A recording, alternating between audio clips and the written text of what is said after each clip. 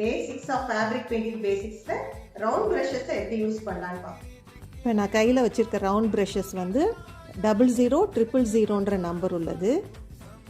இது வந்து நம்பர் 579 ஒரு நம்பர் விட்டு விட்டு நான் வாங்கியிருக்கேன்.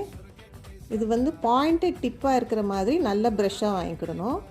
இந்த ரவுண்ட் ப்ரஷஸை வச்சு நம்ம தின் லைன்ஸ் இது மாதிரி வரையலாம்.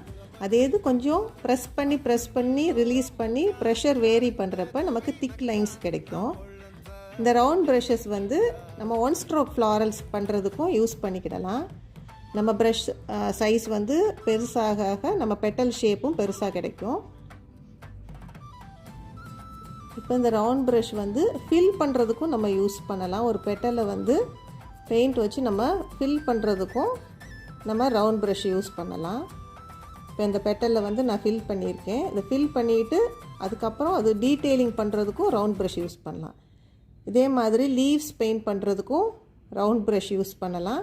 அதுக்கு பிறகு உள்ள ஒரு வெயின் போட்டு அவுட்லைன் பண்ணுறதுக்கும் இது யூஸ் பண்ணலாம். இந்த பெட்டல்ஸ்குள்ளே ஃபைனாக லைன்ஸ் ட்ரா பண்ணுறதுக்கும் இது யூஸ் பண்ணலாம்.